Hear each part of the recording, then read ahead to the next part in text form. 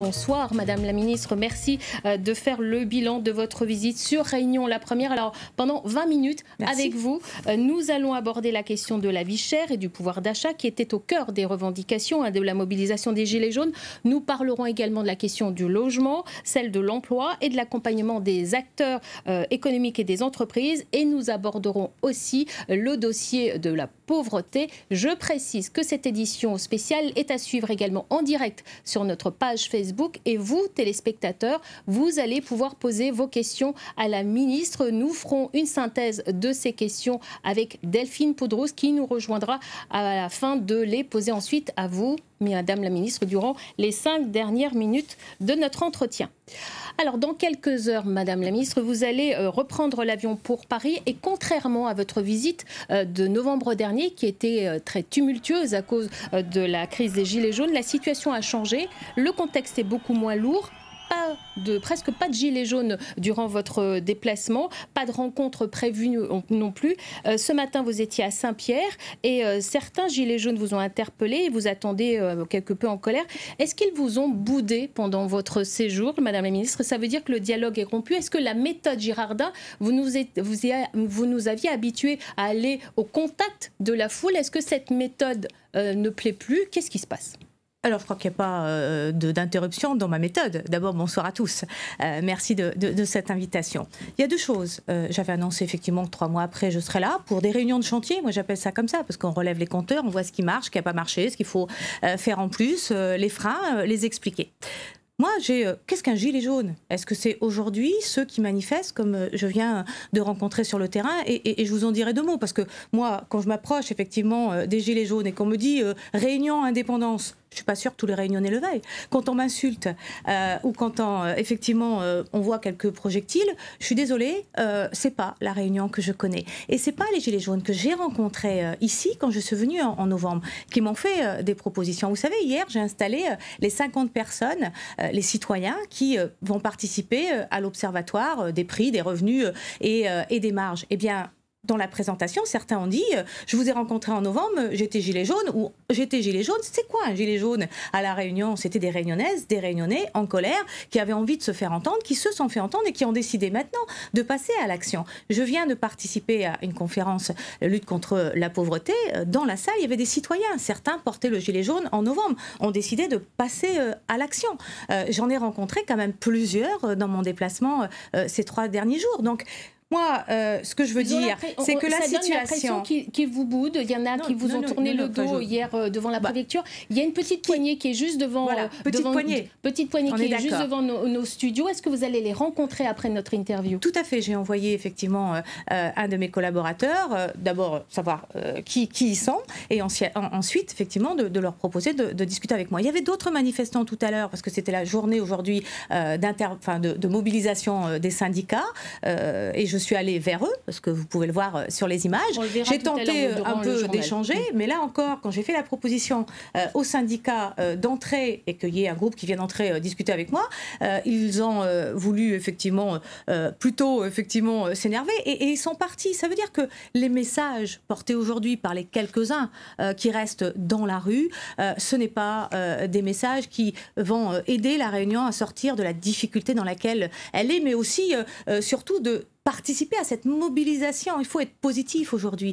La situation de la Réunion veut que tous ensemble, élus, entreprises, citoyens, nous nous mettions au travail. Et moi, je serai au travail avec tous ceux qui souhaitent s'engager. Alors, restez avec nous, Annick Girardin. La dernière étape de votre séjour dans l'île, c'était il y a quelques heures, à la clôture de la conférence régionale des acteurs de la stratégie nationale de prévention et de lutte contre la pauvreté. Étaient présents tous les acteurs du tissu associatif et qui luttent au quotidien contre la pauvreté dans l'île. Aurélie Constant et Jean-Claude Toyer. Du 7 au 15 février dernier ont eu lieu des ateliers aux 4 coins de l'île. Objectif, comprendre les spécificités de la pauvreté à La Réunion et apporter des solutions concrètes. Christine est bénévole au Centre d'action sociale de la Rivière des Pluies. Elle a participé à ces ateliers. Elle vient aujourd'hui surveiller de près la synthèse. C'est important pour moi de voir si ce qu'on dit, on en tient compte, ou pour voir aussi le résultat. de ces ateliers. Parce qu'on ne peut pas faire quelque chose et ne pas voir l'aboutissement de ces ateliers. Aujourd'hui, c'est bien de faire un atelier, mais de voir si on a été pris en compte. Comme Christine, 300 personnes ont assisté à ces ateliers, simples citoyens, mais surtout des associations. Elles ont pu se rencontrer, échanger pour bâtir des projets communs, mais encore faut-il avoir les moyens financiers de les mettre en place. On a besoin de moyens tout le temps pour tous les projets qu'on porte. Moi, sur le CLA, je suis la seule employée, donc je suis toute seule sur le département. Donc oui, on a besoin de soutien financier, que ce soit de du département, de l'État. C'est important pour qu'on puisse fonctionner. S'il y a un peu plus, on peut faire plus de choses. La suite des ateliers s'est tenue cet après-midi avec à la clé une feuille de route pour lutter efficacement contre la pauvreté à La Réunion. Le département devrait bénéficier de plus de 6,8 millions d'euros pour l'année 2019. Et nous retrouvons tout de suite en direct Jean-Régis Ramsamy. Vous avez assisté à la clôture de cette conférence. Quelles sont les dernières annonces faites par la ministre des Outre-mer, Jean-Régis ? On peut résumer le discours de clôture à travers ce projet annoncé par la ministre Annick Girardin, à travers ce projet donc Trajectoire Outre-mer 5.0. Vous allez très certainement y revenir, mais d'ores et déjà, sachez que les 5.0, le Trajectoire Outre-mer 5.0 signifie zéro déchet, zéro carbone, zéro intrants chimiques, zéro vulnérabilité, on pense aux risques majeurs, et évidemment zéro exclusion pour lutter, pour mettre fin contre les inégalités. Les inégalités qui passent par exemple par une des mesures retenu, un peu plus de l'usage de la langue créole dans la sphère publique. Voilà ce que l'on peut dire. Et puis, autre fait saillant dans ce discours de clôture, eh bien, l'État annonce qu'il accepte désormais de prendre en charge le lourd dossier du RSA. On a vu un président du conseil départemental qui était là dans la salle, Cyril Melchior, totalement soulagé après cette annonce. Merci beaucoup pour ce point, Jean-Régis Ramsamy. Et Annick Girardin est toujours avec nous. Alors, vous avez déclaré à votre descente d'avion, les engagements que j'ai pris seront tenus. Et ça va être tenu comment ? Alors d'abord, certains sont déjà tenus et j'ai pu, dès mon arrivée, et c'est ce que j'ai souhaité faire, une conférence de presse pour poser l'ensemble des engagements pris et les différents résultats sur chaque engagement. Certains sont déjà pris, d'autres arriveront en début 2020, d'autres s'étaleront et on en parlera, notamment le plan pauvreté jusqu'en 2022, ce qui fait que, ça a été dit, le département, La Réunion aura un soutien financier qui ira de 7 millions d'euros à 11 millions d'euros d'ici 2022 pour monter en puissance pour lutter contre la pauvreté sur ce territoire. Et donc il y a tout un plan qui a été mis en place. Je voudrais dire qu'il n'y a que 10 territoires qui ont été retenus comme démonstrateurs dans La Réunion. Et c'est aujourd'hui, ici à La Réunion, que ma collègue Christelle Dubos, secrétaire d'État, qui est sur le territoire, avec Olivier Noblecourt, qui est délégué interministériel à la lutte contre la pauvreté, ça fait plusieurs déplacements qu'il fait, ils ont pu inaugurer le premier point d'accompagnement des budgets des familles. C'est extrêmement important parce que tout ça, ça faisait partie effectivement de mes annonces. J'ai pu dire d'ailleurs tout à l'heure en parlant du plan pauvreté et en clôturant la conférence que les 1,5 million pour les associations, parce que les associations sont quand même sur le terrain, ceux qui accompagnent au quotidien, en grande partie, les personnes les plus vulnérables. Le 1,5 million annoncé sera annoncé au 1er avril. En novembre dernier, vous aviez suscité beaucoup d'espoir chez ces personnes vulnérables en annonçant 26 annonces, mesures très concrètes. Et 3 mois après, on sent bien qu'au-dessus de votre visite, il plane quand même un sentiment d'une promesse non tenue parce qu'il y a eu des annonces qui ont été faites et qui ne sont toujours pas appliquées. Exemple, je vais prendre un exemple, c'est l'allocation de solidarité aux personnes âgées. C'était très attendu et c'est toujours pas appliqué. Ah ben non, l'augmentation, elle a eu lieu. Oui.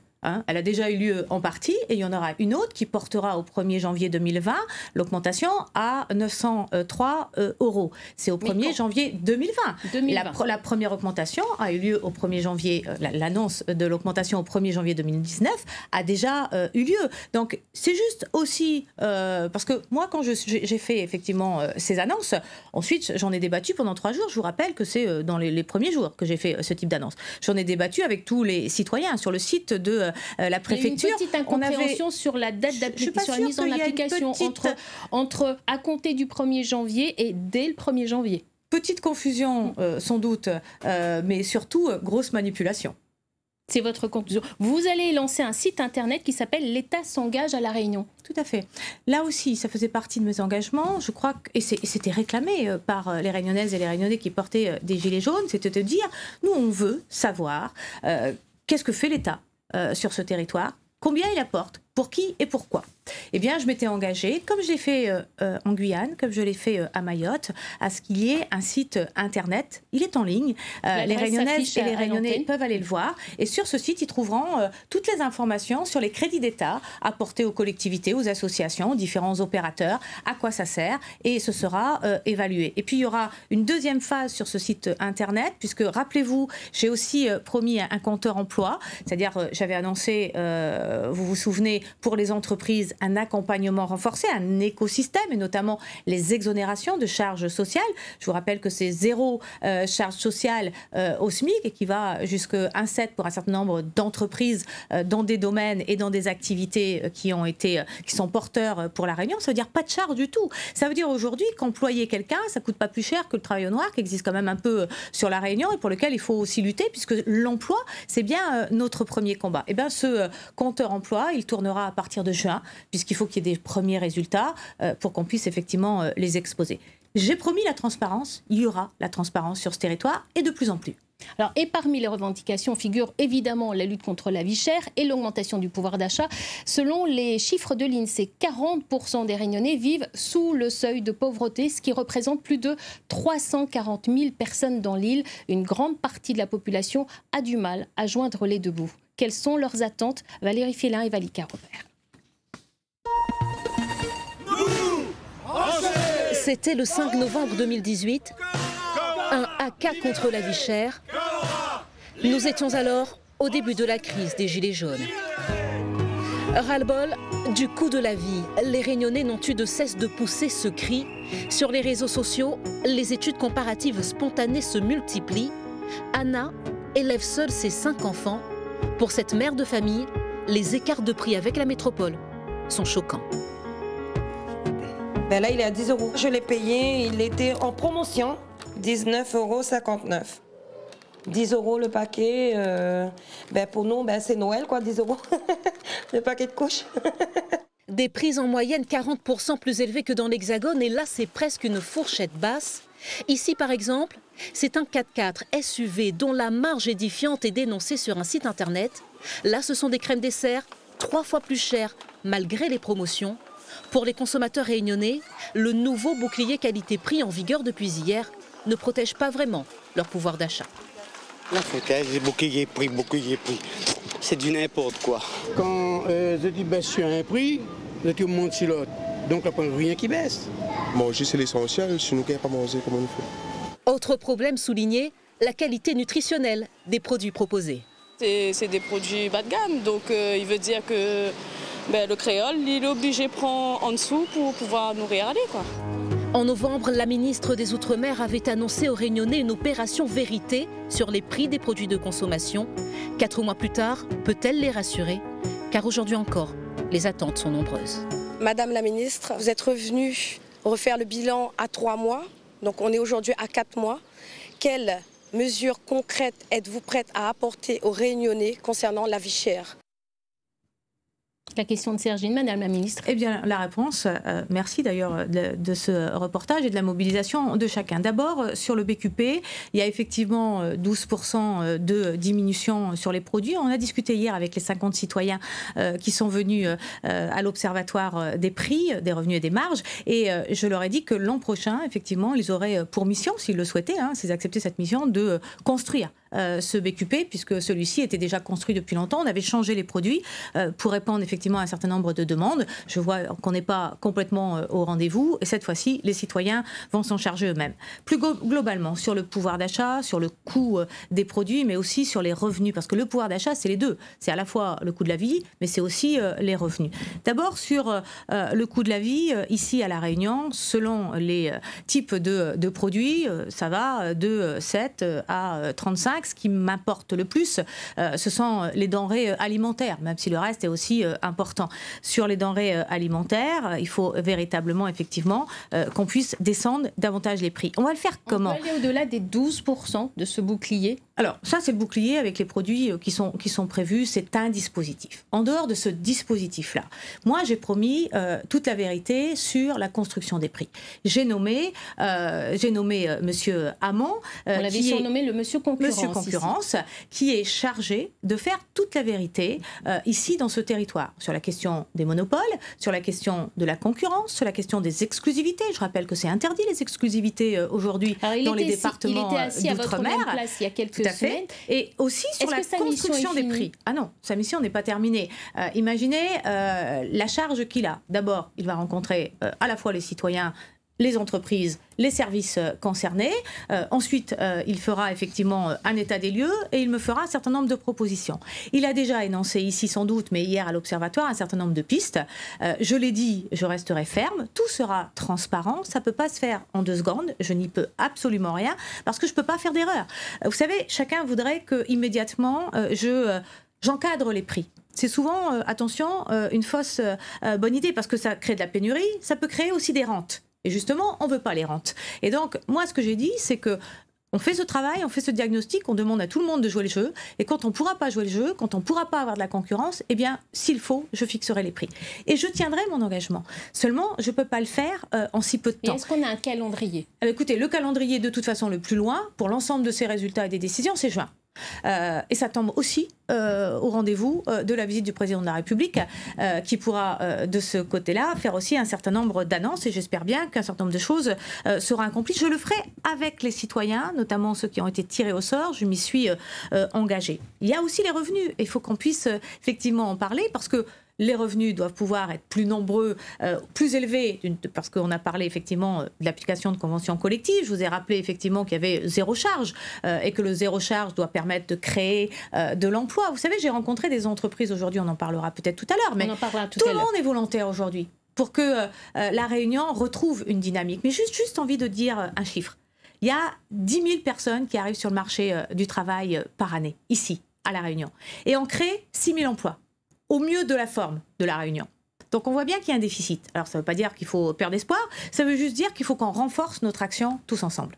Alors nous allons parler logement à présent. Madame la ministre, vous aviez annoncé en octobre dernier le rétablissement de l'APL accession en 2019. C'était devant la commission des lois à l'Assemblée nationale, annoncé de manière transitoire et exceptionnelle afin de solder l'ensemble des opérations engagées. Et aujourd'hui, les chantiers sont à l'arrêt au grand désespoir des familles. Le reportage au port de Rabia Issa et de Florence Bouchou.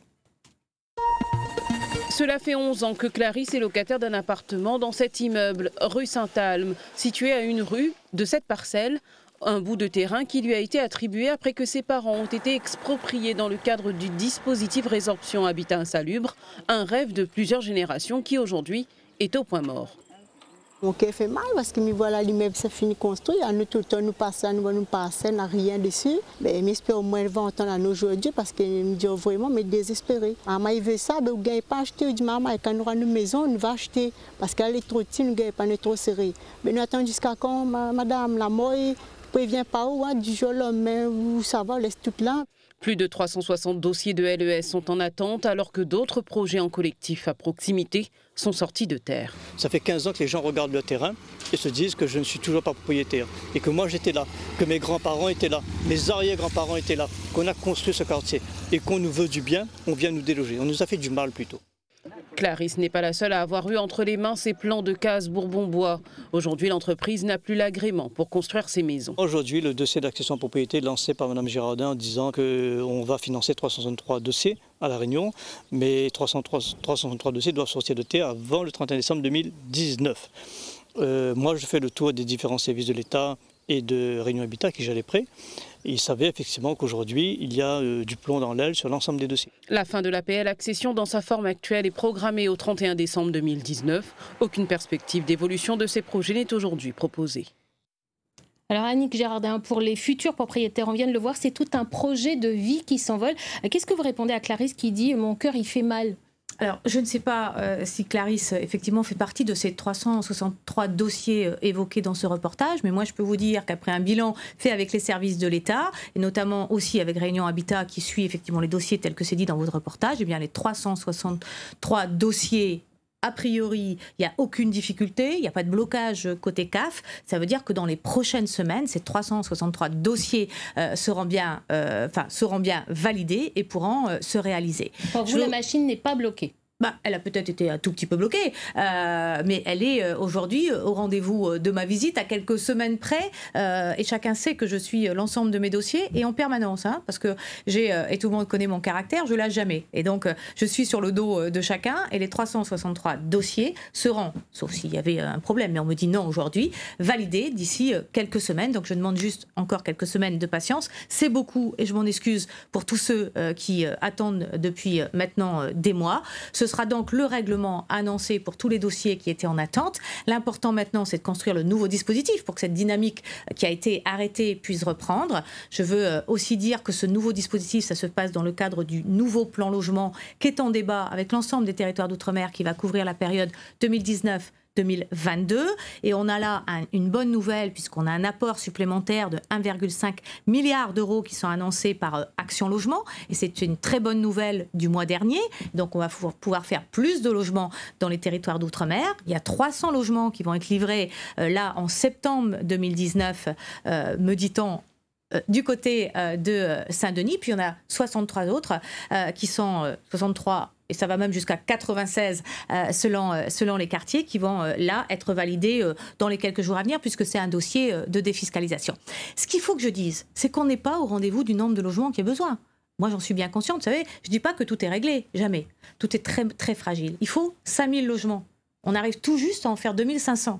Donc on n'est pas au rendez-vous des 5000 logements qui n'avaient pas compté obligatoirement la démographie telle qu'elle avait été prévue. Donc on voit bien que c'est énorme. Moi j'ai besoin d'une mobilisation totale des bailleurs. C'est pas l'État qui construit. Et là aussi, on a véritablement un travail à faire tous ensemble. Et je voudrais appeler tous les bailleurs à se coordonner, à s'organiser, à se rassembler pour qu'on soit à la hauteur des besoins de ce territoire. Alors pour votre dernière journée dans l'île, vous étiez ce matin à Saint-Pierre à la rencontre des maires du Sud et de l'Ouest. Comme hier, ces élus se sont fait les porte-parole de leurs concitoyens. L'occasion pour eux également de faire le point sur les dossiers sensibles liés à la crise des Gilets jaunes. Et un comité d'accueil attendait la ministre des Outre-mer devant les grilles de la sous-préfecture des syndicats mobilisés à l'occasion de la grève dans la fonction publique et quelques Gilets jaunes. Une mobilisation pour dénoncer notamment la vie chère dans l'île. Jacques Payette et Laurent Josse. Une foule en ébullition attend la ministre. À son arrivée, Annick Girardin est huée, insultée par une poignée de manifestants très remontés. La ministre tente de s'expliquer, mais en vain, elle ne parvient pas à calmer la colère des manifestants. La ministre accepte une rencontre avec une délégation de représentants syndicaux qui acquiescent dans un premier temps, puis font machine arrière. La base en a décidé autrement. Les mécontents se dispersent dans le calme. Un peu plus tôt, les manifestants ont entamé cette marche pour réclamer une rencontre avec la ministre. On a demandé une audience avec une plateforme revendicative qui est claire, avec des solutions qui sont claires, mais il faut se mettre autour de la table. Venir donner des leçons aux rayonnés comment gérer leur budget, c'est pas l'affaire. On sait calculer, on sait gérer nos budgets, mais le problème c'est le pouvoir d'achat. On a bien vu son bilan est égal à 0. Son bilan est égal à 0 et même moins 0. Et on annonce encore plus des réformes pour le public, puisque Stephenson nous a parlé du privé ce matin. La semaine dernière, l'ensemble des organisations syndicales a voté contre les 143 réformes de la fonction publique. Dans le cortège, il est question de politique sociale du gouvernement. Moi, je fais partie de la fonction publique territoriale et depuis que ce gouvernement est en place, il n'arrête pas de casser les fonctionnaires. Donc là, il faut dire stop à bon coup. C'est pour les jeunes, pour les diplômés qui ont le diplôme, pour qu'ils puissent aller faire les études ici même, pas aller à l'extérieur. Il ne faut pas dévaloriser la connaissance des personnes, des jeunes d'ici, pour aller à l'extérieur. L'échec de cette rencontre avec la ministre de l'Outre-mer n'augure rien de bon pour la suite. Annick Girardin, vous êtes allée à la rencontre des grévistes et des quelques gilets jaunes qui étaient là. Qu'est-ce que vous leur avez dit ?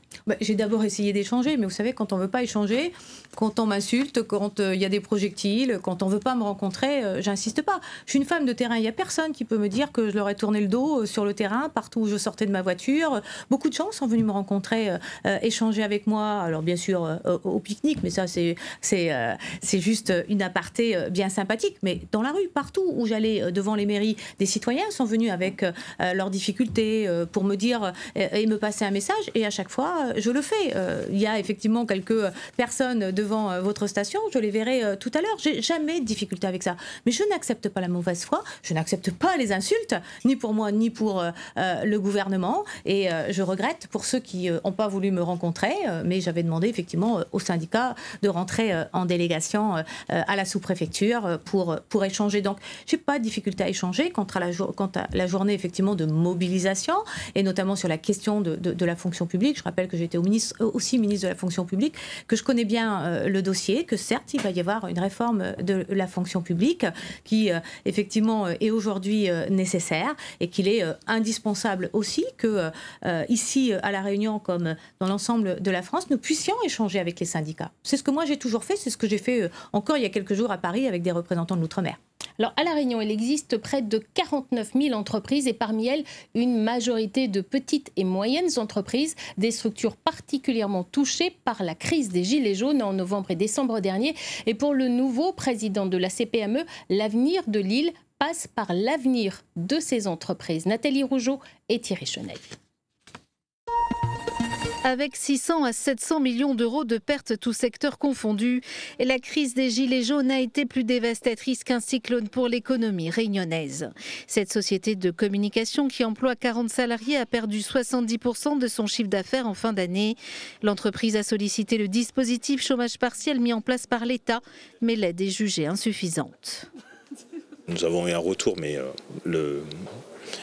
les sommes sont vraiment minimes par rapport aux pertes financières de l'entreprise. Ça doit être 2 ou 3% peut-être de dédommagement par rapport à notre chiffre d'affaires. Comme cette société, 3 724 entreprises ont demandé et obtenu le dispositif de demande de chômage partiel.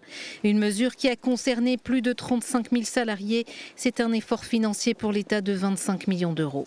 Certaines aides n'ont pas pu être versées, ce qui n'arrange pas la trésorerie des sociétés touchées par la crise.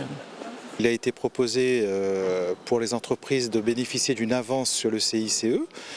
Aujourd'hui, certaines entreprises se plaignent de ne pas avoir pu bénéficier de cette avance, c'est-à-dire 3 mois plus tard, juste parce que les dossiers n'ont pas été traités au Trésor ou ailleurs.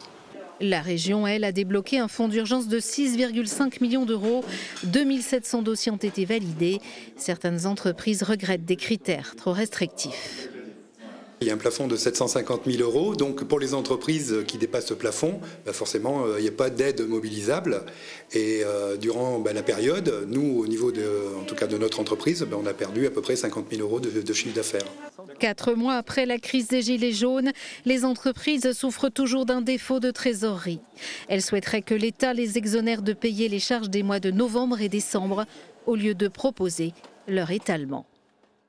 Alors, Madame la Ministre, la question du chômage est cruciale à La Réunion, avec un taux autour de 25%. Vous avez déclaré ce matin que la priorité à La Réunion, c'est la création d'emplois. Alors, comment faire pour venir en aide à ces entreprises ? Alors, il y a 2 types d'accompagnement des entreprises. Il y a d'abord l'accompagnement des entreprises, et c'est dit dans le reportage, qui ont connu effectivement le mouvement social de novembre et qui ont vu leur trésorerie, voire leur entreprise mis à mal. 25%, je crois, de leur chiffre d'affaires pour les 2/3 des PME de l'île. C'est beaucoup. En même temps, je voudrais juste rappeler que 65% de l'enveloppe nationale d'aide aux entreprises pour les accompagner après cette crise, qui a touché aussi la métropole, 63% de cette enveloppe vient ici à La Réunion. Alors, il y a quoi ? Il y a du chômage partiel, ça a été dit, 36 000 salariés ont bénéficié de ce chômage partiel. Il y a aussi effectivement l'étalement de la dette fiscale, des dettes sociales, et puis il y a également un accompagnement j'ai envie de dire qui est du coût humain. Vous savez, j'ai rencontré des entreprises qui me disaient « mais on n'a pas eu ». Est-ce que vous êtes allé à la préfecture rencontrer le monsieur crise et accompagnement que j'ai nommé avant mon départ et qui peut vous accompagner ? Eh bien, pas toujours. Et donc, il faut absolument que ces entreprises aillent faire les démarches pour être accompagnées côté État, pour être accompagnées côté Conseil régional. Alors, certes, c'est du droit commun et qu'il y a des contraintes, il faut répondre à un certain nombre de critères, tant pour la région que pour l'État. Mais je ne veux pas parler pour la région, mais je veux dire qu'on est complémentaires dans nos aides. Et ça, c'est extrêmement important que chacun puisse l'entendre. Après, j'ai aussi rencontré des entreprises aujourd'hui qui m'ont demandé un régime peut-être particulier. Alors j'ai demandé aujourd'hui au service de l'État, en partenariat avec les entreprises, de me faire une note précise qui sera remise au président de la République pour qu'on regarde s'il y a un dispositif particulier qui peut être mis en place à La Réunion, si c'est nécessité parce qu'il y aurait des particularités. Après, sur les questions de trésorerie, les banques avaient dit qu'elles joueraient le jeu. Il semble qu'elles n'aient pas joué le jeu. Là aussi, il y a certains messages qu'il va falloir faire passer. Ensuite, j'avais aussi dit que la BPI était là pour soutenir les entreprises dans les problématiques de trésorerie. Donc là aussi, après ce qu'on m'a dit sur le terrain, j'ai besoin d'aller voir comment ça se passe. Et puis après, il y a bien sûr le développement économique du territoire. C'est la priorité. Si l'emploi est la priorité, c'est bien sûr lié au développement économique du territoire. Donc on a là un certain nombre de mesures d'accompagnement des entreprises pour qu'elles se développent, pour qu'elles aillent mieux, que nous avons mis en place. Et cela bien avant la crise. Je l'avais dit quand j'étais venue en novembre dernier, quand on me disait « Oui, mais vous annoncez des choses qui sont déjà décidées ». Je suis désolée de travailler et d'avoir prévu effectivement que de toute façon, dans tous les territoires d'outre-mer, on avait besoin de créer de l'emploi. Le taux de chômage, ce n'est pas d'aujourd'hui qu'il est connu. Et donc cet effort, il était nécessaire. Qu'est-ce qu'on a fait? On a modifié le régime des exonérations de charges sociales. C'est zéro, je le disais tout à l'heure, zéro charge pour le SMIC et jusqu'à un SMIC. Et puis il y a des accompagnements d'entreprises sur ces exos qui sont renforcés quand on est dans l'innovation, quand on est dans des secteurs clés comme le tourisme, comme bien sûr les productions locales, l'industrie locale, ce qui crée de l'emploi. Il y a aussi la prolongation de la défiscalisation pour investir jusqu'en 2025. Ça devait s'arrêter. C'est programmé. Il y a aussi la mobilisation de BPI, mais aussi de certains outils de financement que nous avons mis en place, qui sont nouveaux, qui seront là dans les semaines qui viennent à la disposition des entreprises. Et puis, il y a aussi la volonté de ces entreprises. Et elle est là de se développer, d'investir, d'employer. Et de créer des emplois. Et de créer des emplois, y compris pour les plus défavorisés. C'est ce qu'ils m'ont confirmé aujourd'hui. Alors, Madame la Ministre, nous arrivons presque au terme de notre entretien. Je vous l'avais dit au début de notre entretien qu'une journaliste de la rédaction allait nous rejoindre. Delphine Poudroux nous a donc rejoint. Bonsoir Delphine. Bonsoir Sophie Gasserin. Est-ce que les internautes ont été nombreux à réagir aux propos de la ministre ce soir? Oui, bonsoir Madame la Ministre. Vous vous doutez bien, ce soir, comme vous le savez, les Réunionnais ont pu poser leurs questions via notre site Facebook, avec notre journal en direct. Et des questions, ils en ont énormément à vous poser. Alors bien sûr, on en a sélectionné quelques-unes, notamment celle qui concerne la vie chère, qui est une des premières revendications des Gilets jaunes. Et parmi les thèmes qui reviennent, bien sûr, les questions, les réflexions autour de ce thème. Avec cette interrogation de cet internaute, Manu, trouvez-vous normal, Madame la Ministre, qu'on doive payer autant pour se nourrir à La Réunion? C'est une première question. Et dans le même thème, on a encore cette réflexion de Tanguy qui vous demande, Madame la Ministre, comment simplifier l'accès aux produits du bouclier qualité-prix qu'il considère comme un parcours de combattant? Alors, s'il le considère comme un parcours de combattant, c'est que c'est pas bien fait. Et donc, en sortant d'ici, je vais vérifier comment, effectivement, on a accès à ce bouclier qualité-prix. Je m'étais promis d'aller dans un supermarché. Je n'ai pas eu le temps, parce que ça a pris plus de temps. Contrairement à ce qu'on dit, je m'arrête pour discuter avec tout le monde partout. Résultat, je voulais aller voir moi-même. Mais j'entends bien ce qui est dit. Et on vérifiera. Je ne vois pas pourquoi il y a un parcours du combattant. Normalement, ça devrait suffisamment être évident. Et si ça ne l'est pas, ça veut dire que tout le monde ne joue pas le jeu. Et on va vérifier. Mais voilà, mais si c'est ça, c'est pas normal. Parce que c'est pas ce qui est prévu. Ça, c'est la première chose. Est-ce que je trouve les choses normales? Est-ce que je trouve le coût de la vie ici à La Réunion normal? Non. Pas plus que je la trouve normale, aussi chère à la Martinique, en Guadeloupe ou chez moi à Saint-Pierre-et-Miquelon, parce que si vous regardez, et c'est pas une réponse pour fuir la question de la Réunion, c'est juste pour dire que mon combat, il est pour tous les territoires d'outre-mer, et il n'est pas d'aujourd'hui, parce que c'est pas aujourd'hui, qu'on essaye effectivement de faire en sorte que la vie dans les territoires d'outre-mer, la vie chère telle qu'on l'appelle, puisse baisser. Il y a eu les mesures Lurel, on voit bien aujourd'hui, alors c'est le bouclier qualité-prix. Oui, c'est date. Et puis ça n'avait jamais été évalué. C'est la première fois qu'on évalue. Et moi, quand j'évalue, si ça ne marche pas, eh bien, on supprime et on crée d'autres dispositifs. Mais il me faut un petit peu de temps. Le combat de Victorin Lurel, il était aussi sur les monopoles. On a vu que ce n'était pas si facile que ça. Alors cette fois-ci, on ira encore plus loin. Et il avait mis un dispositif qui était effectivement la possibilité de pouvoir imposer des prix. Je ne le ferai, et je l'ai déjà dit, qu'au terme de la mission de M. Hamon, quand j'aurai l'ensemble des données, parce que je crois qu'il faut d'abord favoriser deux choses, la concurrence Et pour qu'il y ait de la concurrence, la deuxième chose, la production locale. J'ai visité aujourd'hui une entreprise de papier toilette, Kleenex. D'ailleurs, c'était extrêmement important. Qu'est-ce qu'il dit? Il dit qu'il est sur le marché. Il fait le même prix que ce qui est importé de l'extérieur. Justement, c'est une question que vous posez les internautes, Madame la Ministre. Des prix alignés sur la métropole. À quand ces prix alignés sur la métropole? C'est des questions qui reviennent régulièrement dans des questions sur Facebook et des réunions. Laissez-moi finir, parce que c'est important ce que, effectivement, m'a expliqué cette entreprise. Ce qu'il met sur le marché, production locale, donc des emplois locaux, eh bien, il a une concurrence qui vient de l'extérieur, avec un octroi de mer à 0 sur les produits qui lui font concurrence.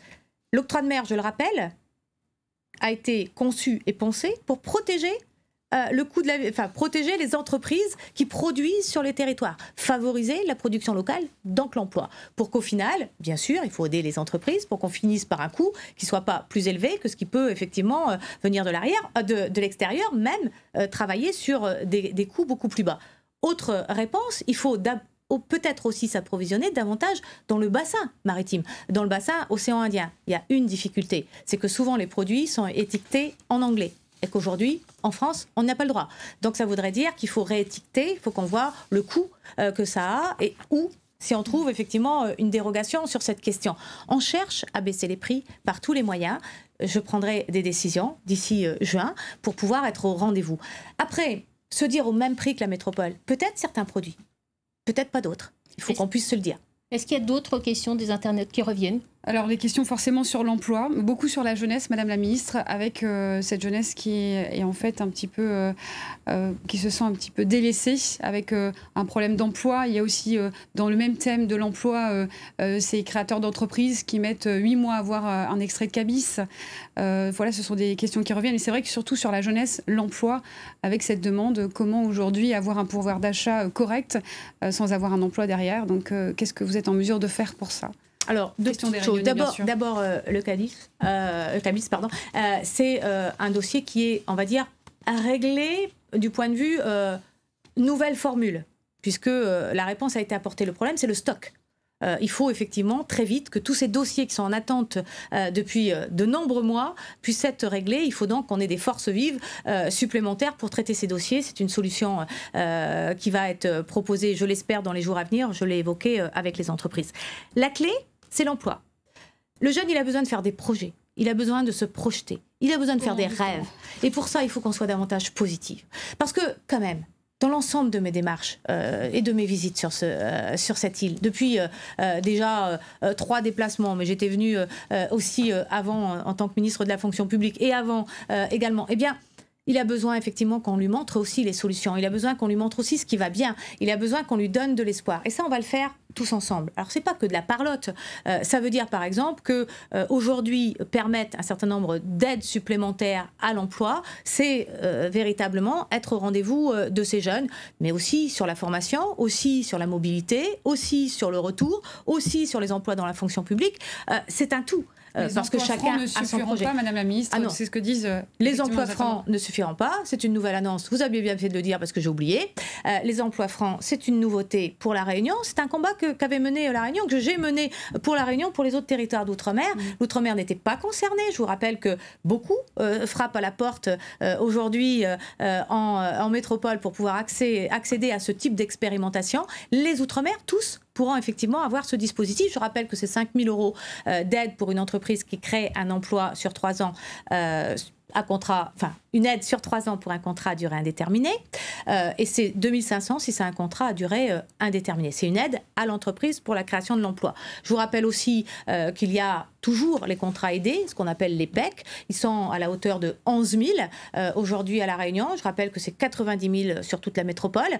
La Réunion est le territoire français qui a le plus gros volume de contrats aidés qui vont aller en priorité, j'y tiens, dans le secteur marchand et dans la vie associative. Et je voudrais faire une dernière remarque, dire qu'aujourd'hui, l'ensemble de ces contrats aidés passe par Pôle emploi. Ce n'est pas nécessaire d'aller voir son maire, c'est Pôle emploi qui gère aujourd'hui les contrats aidés. Bien sûr, en partenariat avec les entreprises, en partenariat avec les associations, en partenariat avec les communes quand ils ont effectivement ce volet qui est développé. mais c'est chez Pôle emploi que ça se passe. Merci Alors, beaucoup, il faut Delphine, d'être encore intervenue. faire davantage, et puis nous allons continuer. Ce n'est que le début de cet accompagnement, de cette dynamique qui doit effectivement naître de toutes les annonces que j'ai faites, qui devront se conforter, qui devront se développer. C'est ensemble qu'on va y arriver, et je voudrais être très positive, parce que vraiment, c'est ce qu'a besoin aujourd'hui la Réunion. C'est pas de dire on regarde pas la réalité, c'est pas de dire la crise elle est derrière, elle n'est pas derrière. Le territoire il est apaisé, l'île elle est davantage apaisée, mais rien n'est réglé, tout est à faire et on va le faire ensemble. Merci Madame la Ministre, et merci surtout à nos téléspectateurs d'avoir effectivement posé toutes ces questions ce soir. Voilà, et on les a sélectionnées au mieux qu'on pouvait, mais voilà, en tout cas, merci pour votre participation à tous. Merci à vous, Delphine Podroux. Madame la Ministre, avant de vous laisser partir, un mot sur le RSA, le revenu de solidarité active. Lors du grand débat national, le président du département avait interpellé le président Emmanuel Macron et sa volonté de ne plus gérer cette allocation qui lui coûtait 600 millions d'euros par an. Le gouvernement va bien reprendre la main sur ce dossier. Écoutez, c'était compliqué. Le président l'a annoncé. Non, nous l'avons fait en Guyane, nous l'avons fait à Mayotte. La question a été posée par le président du département de l'île de la Réunion. Le président de la République s'était engagé. Nous avons mis et nous avons commencé effectivement cette négociation avec les services du département. J'ai annoncé tout à l'heure que ce serait chose faite et que ça permettra au département, avec qui on travaille très bien sur le volet social et sur les projets qu'ils pourront mener, parce qu'on reprendra effectivement la gestion du RSA. Ça va libérer donc des financements vers d'autres activités dites sociales, qui est une des compétences, et insertion, important, on parlait de l'emploi, insertion pour effectivement, en faveur des Réunionnaises et des Réunionnais. On commence effectivement la négociation, j'espère qu'elle pourra rapidement être clôturée.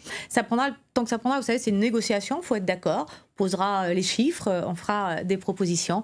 Mais ce que je veux dire ici, c'est que nous avons un travail fort avec le département sur ces sujets. Nous travaillons aussi avec la région sur un certain nombre de dossiers de développement. Vous le savez, j'espère qu'on va arriver à pouvoir faire que sur le volet formation, les 236 millions d'euros qui seront apportés à la collectivité puissent être au rendez-vous. On a un contrat de convergence et de transformation qu'il faut signer avec la région, qui donnera également un élan. Vous le voyez, tous les dispositifs sont là.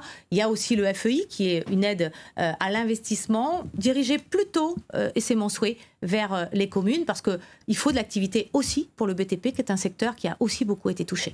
Alors, un mot sur une lettre adressée au préfet de la Réunion, par Brigitte Bardot, qui dénonce l'errance animale, et elle s'en prend violemment aux Réunionnais. Elle affirme qu'ils ont des gènes, je cite, de sauvage et des réminiscences de cannibalisme.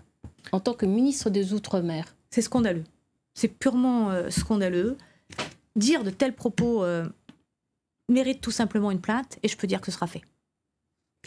Avant de vous laisser partir, est-ce que vous confirmez la venue du président Emmanuel Macron dans l'île en juin ? Tout à fait. Et vous serez avec lui ? La visite du président de la République, qui viendra avec plusieurs ministres effectivement à l'île de la Réunion, et on sera très heureux d'être présents, mais on n'attendra pas juin pour continuer à avancer et apporter des réponses aux Réunionnaises et Réunionnais, que je remercie encore, tous ceux qui sont venus à ma rencontre et avec qui on a encore cette fois-ci travaillé, parce que beaucoup de gens dans ce territoire veulent un avenir meilleur et y travaillent. Merci beaucoup Annick Girardin d'avoir répondu à nos questions et d'avoir joué le jeu des réponses apportées aux téléspectateurs qui ont participé ce soir à ce débat. Merci infiniment.